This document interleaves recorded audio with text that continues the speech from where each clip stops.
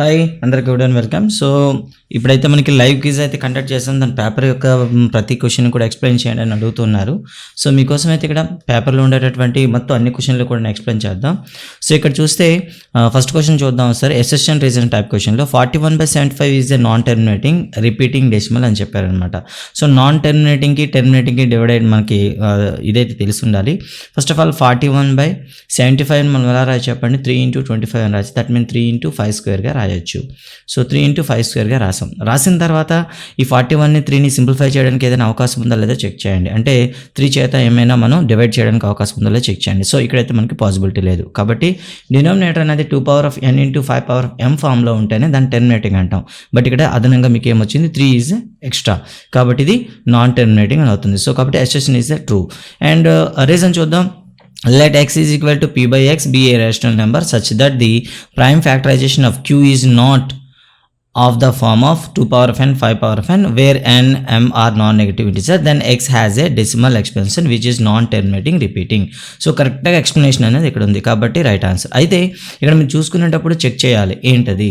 So ఇక్కడ వచ్చిన options కూడా కొన్ని దగ్గర మీకు జంబ్లింగ్ చేశారనమాట. So assertion is true but R is the correct explanation of the assertion కాబట్టి ఆప్షన్ 1 ఈజ్ ద ట్రూ అవుతుంది. ఇక్కడ నెక్స్ట్ క్వశ్చన్ చూద్దాం. ఇక్కడ ఫైండ్ ద ఇన్కరెక్ట్ స్టేట్మెంట్స్ అని ఇచ్చాడండి. సో ఇన్కరెక్ట్ తప్పుగా ఉన్న వాక్యాలను ఫైండ్ అవుట్ చేయాలి.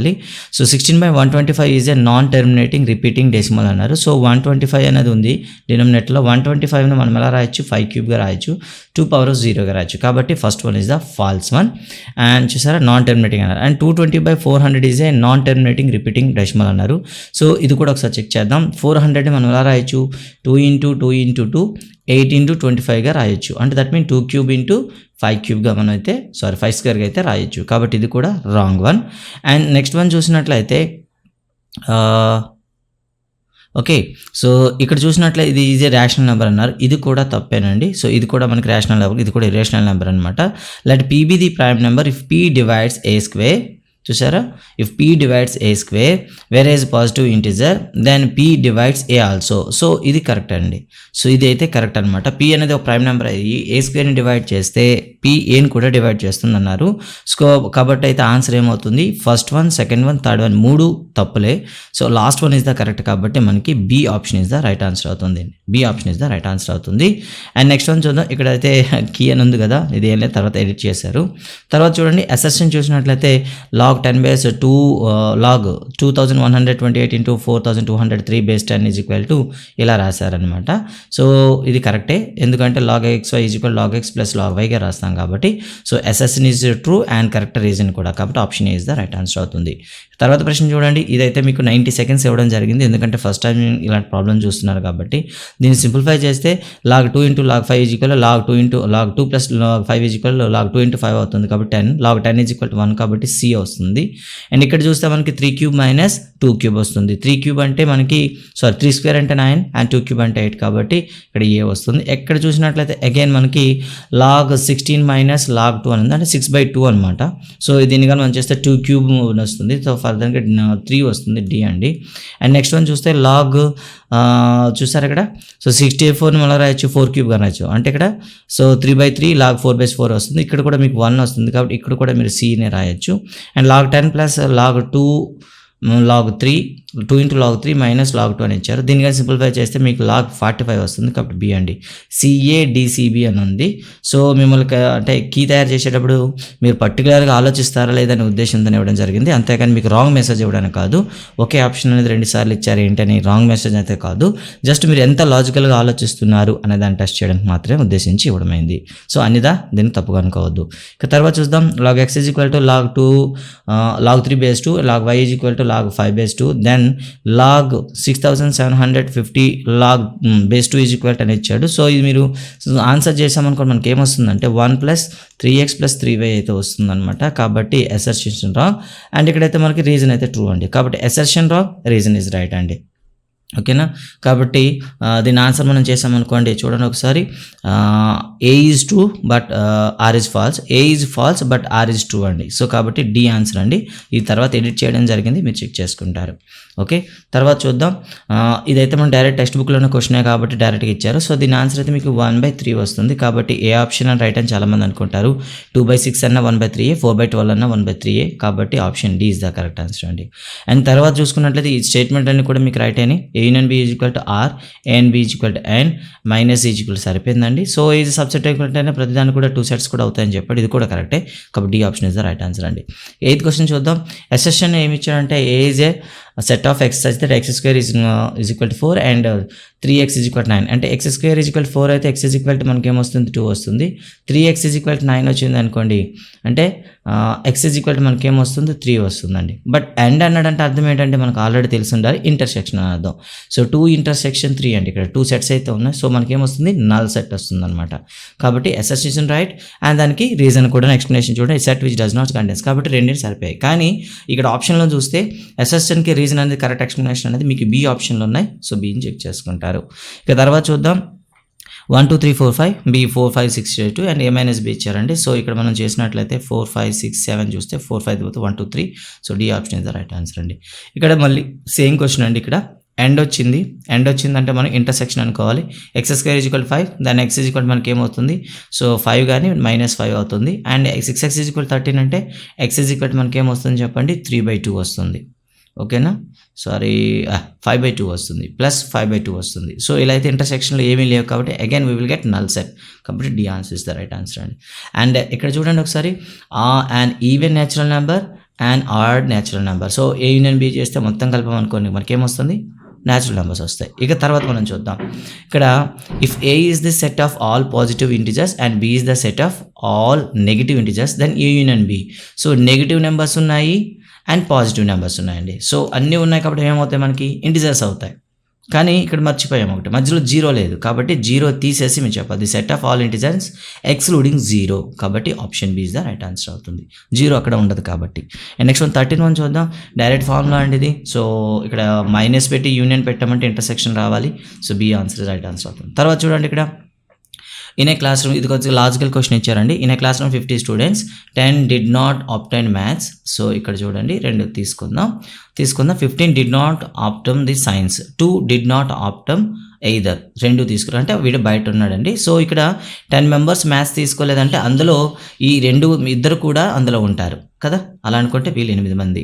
And 15 members did not opt science 15 మంది తీసుకోరంటే ఆ 15 మందిలో 2 కూడా ఉంటారు. కాబట్టి we had right is 13. Then ఇలా రాసినట్లయితే టోటల్ మనకి ఏం రావాలండి, 50 సరిపోవాలి. 50లో దట్ మీన్స్ ఆల్రెడీ 2 మెంబర్స్ పోయారు, మనకి 48. అంటే ఈ మొత్తం సెమ్ అనేది మనకి ఏం రావాలి, మనకి ఇక్కడ 48 రావాలి. ఓకేనా. సో అలా అనుకుంటే ఇక్కడ ఏదైతే సరిపోతుంది చూడండి. And how many students the class obtain for both maths and science అని అడిగాడు. బోత్ మ్యాథ్స్ అండ్ సైన్స్ ఎంతమంది. సో టోటల్ మనకి ఏం రావాలి, ఇక్కడ 48 రావాలి. సో ఇక్కడ అనుకుంటే 27 వేసుకుంటేనే మనకి ఏమవుతుంది, టోటల్ 48 వస్తుంది. ఓకేనా. సో ఈ విధంగా మనం చూస్తాం. లేదో దీని ఫార్ములా ప్రకారం చెప్పండి అంటే card A minus A intersection B is equal to ఏమొస్తుందండి మనకి.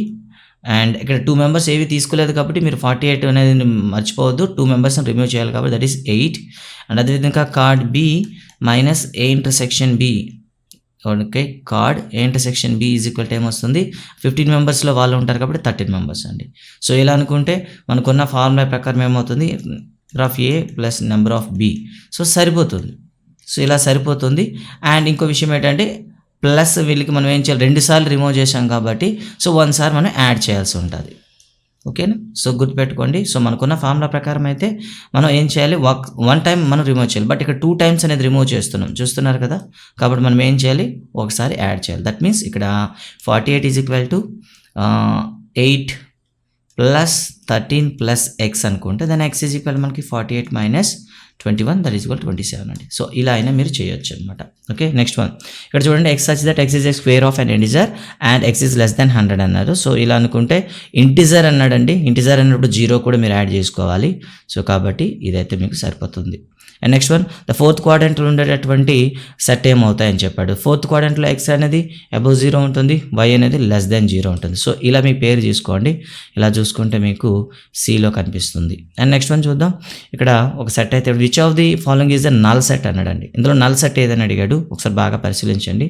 సో ఇక్కడ మనకి 4x² మనకి ఏమొస్తుంది 1, దెన్ x² 1/4 వస్తుంది, దెన్ x సో ఇది కూడా మనకు పాసిబుల్, ఇక్కడ కూడా పాసిబుల్ అవుతుంది, ఇక్కడ కూడా పాసిబుల్ అవుతుంది, బట్ ఇక్కడ మీకు పాసిబుల్ కాదు.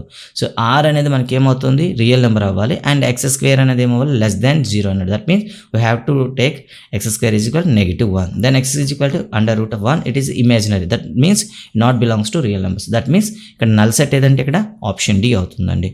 అండ్ నెక్స్ట్ వన్ చూద్దాం. ఇక్కడ x such that x is a multiple of 4 and x is such that x is a multiple of 6, then a intersection b. So ఇలా ఇచ్చాడు అనుకోండి, అప్పుడు ఏం చేయాలంటే 4కి 6కి మీరు LCM ఫైండ్ అవుట్ చేయాలి.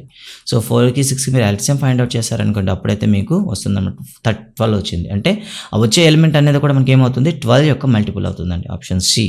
నెక్స్ట్ వన్ చూద్దాం. అసెషన్ రీజన్ చూద్దామండి. ఇక్కడ the zero of N if the zeros of it are, okay, ఒక పాలినామియల్ తీసుకున్నాం, దాని జీరోస్ అంటే 2 - 1/3 అయినట్లయితే రెస్పెక్టివ్లో అయితే ఆ పాలినామియల్ ఏమవుతుంది 3x² - 5x - 2 అవుతుంది. So let's do for that. So చేసేద్దాం ఒకసారి. x² and minus of 2 plus of -1/2x plus so 2 × -1/3 ఇలా చేస్తాం కదా, ఈజ్ ఈక్వల్ టు 0 అనుకుందాం, జీరోస్ కాబట్టి ఇవి.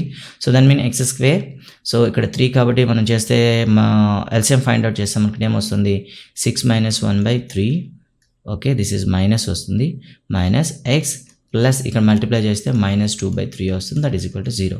సో ఇక్కడ మీకు ఏమొచ్చింది అల్టిమేట్గా ఫైనల్గా x² -5x plus 2/3/3 is equal 0. So టోటల్గా ఎల్సిఎం ఫైండ్ అవుట్ చేసాం అనుకోండి, that means 3x² - 5x plus 2 is equal to 0, and మనకు సరిపోతుంది. కాబట్టి ఫస్ట్ వన్ ఇస్ రైట్ అండి.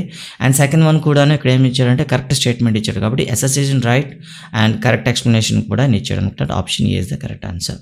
20th క్వశ్చన్ చూద్దాం ఇక్కడ. ఓకే, తర్వాత క్వశ్చన్ చూద్దామండి. If the sum of the zeros of the quadratic polynomial kx² 3x + 1 is 1, then the find the value of the k అన్నారండి. So first of all అయితే so దీని యొక్క zeros యొక్క some find out చేద్దాం మనం.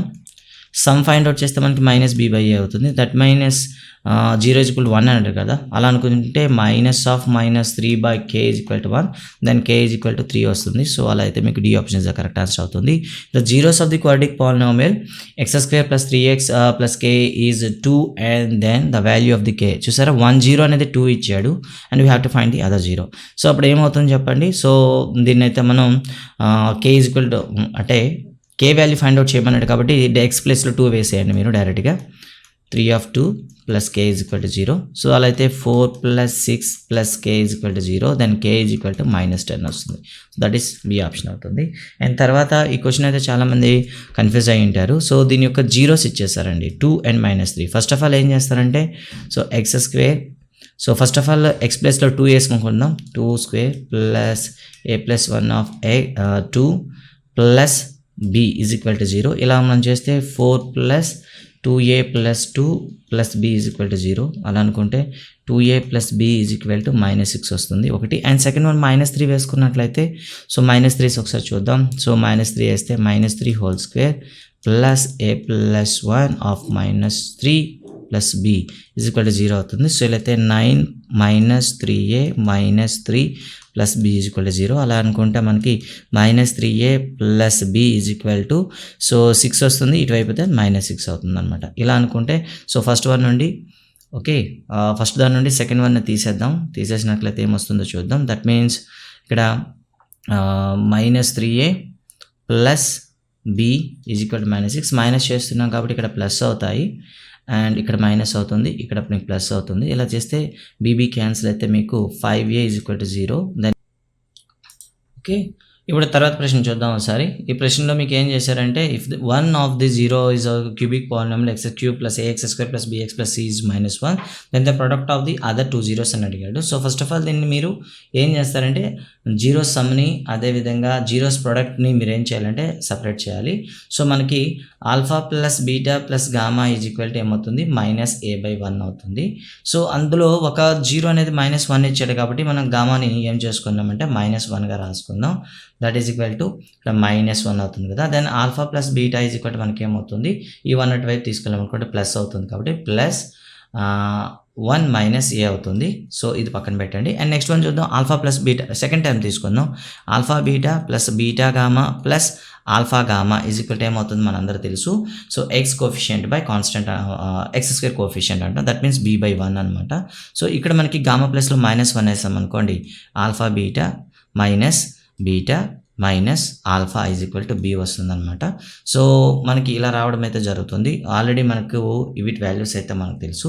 ఇప్పుడు మనం దీన్ని ఏం చేయాలంటే ఈ ఆల్ఫా చూసారా మైనస్ బీటా మైనస్ ఆల్ఫా ఏదైతే ఉందో దీన్ని రైట్ సైడ్ మనం పంపిద్దాం. Then alpha beta is equal to మిగిలిన రెండు ఉంటాయి కదా, అప్పుడు ఏమవుతాయి చెప్పండి, B plus of alpha plus beta అవుతాయి. అండ్ ఆల్ఫా బీటా అనేది మనకి ఏమొచ్చింది చెప్పండి, 1 మైనస్ ఏ వచ్చింది కాబట్టి B plus 1 minus A so రావడం జరుగుతుంది. లేదా దీన్ని ఏం చేయొచ్చు అంటే మొత్తం వేరియబుల్ అని ఒక రాస్తే b - 1 + 1 వస్తుంది కాబట్టి option A is the right answer అవుతుంది. Roots of the quadratic polynomial ax² + bx + c is not equal to 0 అని ఇచ్చాడు కదండి. అలా అయినప్పుడు వాటి యొక్క సైన్స్ ఎలా ఉంటాయి? సో ఇక్కడ గుర్తుపెట్టుకోవాల్సింది, సో b వాల్యూ అనేది పాజిటివ్ ఉంది కాబట్టి మనం ఎలా రాస్తాం, మొత్తాన్ని భాగించేద్దామండి. సో b/ax ప్లస్ c/a అనుకుందాం. సో ఇప్పుడు b అనేది మీకు పాజిటివ్ ఉంది, c అనేది కూడా అంటే మిడిల్ టర్మ్ కోఎఫిషియంట్ అదేవిధంగా కాన్స్టెంట్ ఏదైతే ఉందో అది కూడా పాజిటివ్లో మనకు కనిపిస్తున్నాయి కాబట్టి సో ఇలా పాజిటివ్ రావాలనుకుంటే రెండు పాజిటివ్ అయినా ఉండాలి లేదా రెండు నెగిటివ్ అయినా అయి ఉండాలి. అలాంటప్పుడు మాత్రం పాజిటివ్ వస్తుంది. కాబట్టి బీసీలు కానీ ఏసీ కానీ సేమ్ కూడా సేమ్ మనకేమంటాం ఇదర్ బిఏ కానీ ఆర్ సిఏ కానీ సేమ్ సైన్ని కలిగి ఉండాలని చెప్తాం. అలా అనుకుంటే ఇక్కడ చూద్దాం, సిఏ హ్యావ్ ఆపోజిట్ సైన్స్ కాదు, సిబి అనేది మనకి ఎక్కడ కనెక్ట్ అవ్వలేదు, CA have the same sign. So ఇది కొంతవరకు కరెక్ట్ అవుతుంది. అండ్ ఈ ఆప్షన్ చూద్దాం సిబి. సో బీతో మనకి అక్కడ రిలేషనే లేదు కాబట్టి option C is the right answer అవుతుంది. అండ్ నెక్స్ట్ చూద్దాం, the zeros of the quadratic polynomial అని ఇచ్చాడండి. So first of all find out చేద్దాం.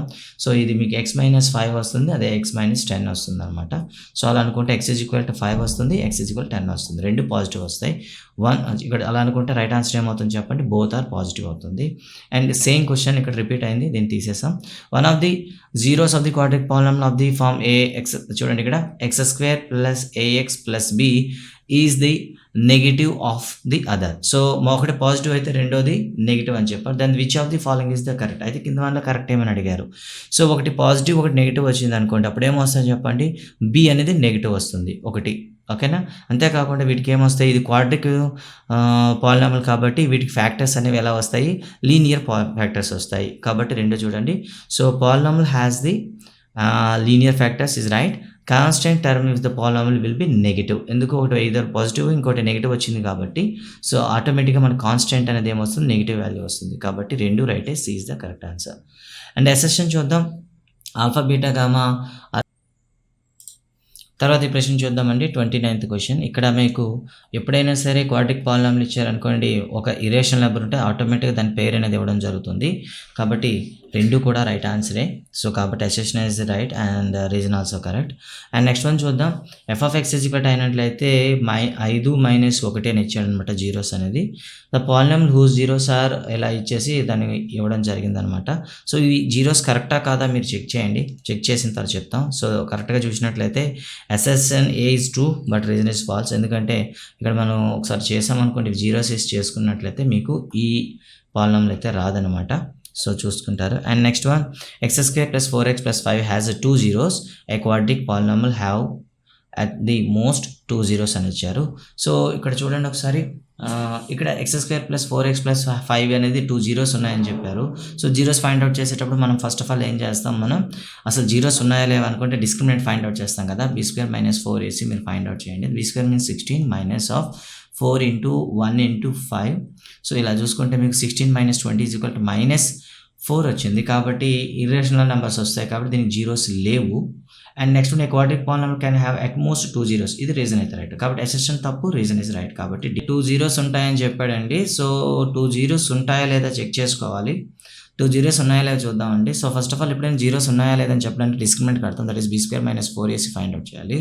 సో దట్ మీన్ 4² - 4 ఇంటూ ఏ అంటే 1 కదా ఇక్కడ, అండ్ సి అంటే 5 అండి. చూసినట్లయితే 16 మైనస్ 20 వస్తుంది. సో -4 వచ్చింది. సో కాబట్టి జీరోస్ అనేవి ఉండవు. కాబట్టి assertion is wrong one. And quadratic polynomial can be at most 2 zeros. Yes is it right answer అండి. కాబట్టి association wrong and reason is right answer. కాబట్టి డి ఆప్షన్ సరిపోతుంది. తర్వాత క్వశ్చన్ చూద్దాం. ఈ క్వశ్చన్లో మీకు ఏమి ఇచ్చాడంటే ఒకదానికొకటి రెసిప్రోకల్ అని చెప్పాడు. సో ఫస్ట్ వన్ ఆల్ఫా అయింది అనుకోండి, సెకండ్ వన్ ఏమవుతుంది 1/α అవుతుంది. Then the product of the zeros find out చేద్దాం. ప్రొడక్ట్ ఆఫ్ ది జీరోస్ ఏమవుతాయి, 1 × 1/α = 1 వస్తుంది. యాజ్ పర్ ప్రాబ్లం చూసుకున్నట్లయితే సో మనకి c/a కాబట్టి 4k/k² ప్లస్ 4 = 1. క్రాస్ మల్టిప్లై చేశారనుకోండి k² + 4 = 4k. సో మనం చూస్తే k² - 4k + 4 = 0. దీన్ని మనం a + b హోల్ స్క్వేర్ రాసినట్లయితే ak - 2 whole square = 0. Then k = మీకు 2 వస్తుంది. So association is right. But reason చూసామనుకోండి, ఓకేనా, ఎస్ అండి, k = 2 సరిపోయింది. ఓకే, సో అంతేకాకుండా వీటికైతే ఎటువంటి రిలేషన్ అయితే లేదు కదా, జీరోస్ని ఫైండ్ అవుట్ చేసే విధానం. కాబట్టి సో రెండు రైటే, కానీ కరెక్ట్ రీజన్ అయితే లేదు అని చెప్పేస్తాం. ఇక్కడ తర్వాత చూద్దాం ఒకసారి. p(k) = 14x³ అని ఇచ్చాడు కదా, డిగ్రీ = 3 అన్నాడు. కానీ డిగ్రీ చూడండి, ఇక్కడ మ్యాక్సిమం నెంబర్ 4 ఉంది కాబట్టి association wrong. Then highest power is ఇది రైట్ అండి. కాబట్టి association false and reason is the right answer అని చెప్తాము. తర్వాత అసోసియేషన్ చూడండి, హ్యాస్ ఓన్లీ 1 0 అని చెప్పాడు. సో దీన్ని మనం x కామన్ తీస్తే x² + 1 = 0. either x = 0 or x² + 1 = 0. then x² = -1. then x √(-1). అలా అనుకుంటే కేవలం ఒక 0 మాత్రమే ఉంది. సో తర్వాత ఏమన్నాడు, polynomial of nth degree must have n real numbers అన్నాడు. మస్ట్ హ్యావ్ అనేది కాదండి, అట్మోస్ట్ అని చెప్తాను అనమాట. అట్మోస్ట్ అంటే గరిష్టంగా అని చెప్తాను అనమాట, అంతేగాని ఖచ్చితంగా ఉంటాయని ఇప్పుడు కూడా మనం చెప్పలేము అనమాట. కాబట్టి రైట్ ఆన్సర్ ఏమవుతుందంటే ఇక్కడ so assertion is wrong and assertion is right answer. అంటే ఒక రియల్ ఉంటుంది, మనందరూ తెలుసు x = 0, అండ్ సెకండ్ రెండు ఇమాజినరీ ఉంటాయి. అదే రీజన్లో చూసుకున్నట్లయితే రీజన్ తప్పు అనమాట. అలా అనుకుంటే ఇక్కడ మీకు అసోసియేషన్. సో ఈ క్వశ్చన్ చూద్దామండి ఒకసారి. ఈ క్వశ్చన్లో మనకి ఏమి ఇచ్చాడంటే సమ్ అండ్ ప్రోడక్ట్ ఆల్రెడీ ఇచ్చేసాడండి. సమ్ 1/4 ఇచ్చాడు, దట్ మీన్ -1/4 అండి. ఒకసారి ప్రోడక్ట్ అనేది ఇలా ఇవ్వడం జరిగింది. సో ఆల్రెడీ ఇచ్చాడు కాబట్టి x² - α + β x + α β రాస్తాం. Then x² - -1/4 of x + 1/4. So ఇలా చూసినట్లయితే x² + x/4 + 1/4 అవుతుంది. ఎల్సిఎం కట్టామనుకోండి 4x² + x + 1 అవుతుంది. ఈజ్ ట్రూ అండి. So first one right, and reason అనేది కూడా రైటే కాబట్టి అసోసియేషన్ రైట్ సరిపోతుంది. అండ్ లాస్ట్ క్వశ్చన్ చూద్దాం ఒకసారి. సో ఇదే లాస్ట్ క్వశ్చన్ అనుకుంటా. సో ఈ క్వశ్చన్ ఆల్రెడీ మీకు రిపీట్ అయింది కూడాను. సో ఎప్పుడైనా రెండు ఆపోజిట్ సైన్స్ ఉండేటప్పుడు k = 1/2 అన్నాడు. సో ఫస్ట్ ఆఫ్ ఆల్ చూసేద్దాం దీన్ని. ఆపోజిట్ సైన్ ఉన్నాయన్నాడు కాబట్టి ఏమవుతుంది, సో మధ్యలో మనకి 0 రావాలి. దట్ మీన్స్ ఏమవుతుందంటే ఆపోజిట్ ఉన్నాయనుకోండి, ఆల్ఫా మైనస్ ఆల్ఫా అనుకుందాం, 0 అయిపోతుంది. అలా అయితే ఇక్కడ 2k = ఏమవుతుంది, 2k/1 = 0. దెన్ k = మనకి 0 అవుతుంది. బట్ ఇక్కడ k = 1/2 ఇచ్చాడు కాబట్టి అసోసియేషన్ రాంగ్ అవుతుందండి. రీజన్ చూడండి, some of the quadric polynomial x² + bx + c = -bb. కాబట్టి రీజన్ రైట్ అవుతుంది. కాబట్టి ఈ option is the right answer. So ఈ విధంగా మనకి పేపర్ అయితే ఇవ్వడం జరిగింది. So thank you everyone. So ఇంకేమైనా దీనిపైన కామెంట్ పెట్టాలనుకున్నా, ఏదైనా క్వశ్చన్ మీకు ఏదైనా డౌట్ ఏమైనా ఉంటే అడగండి.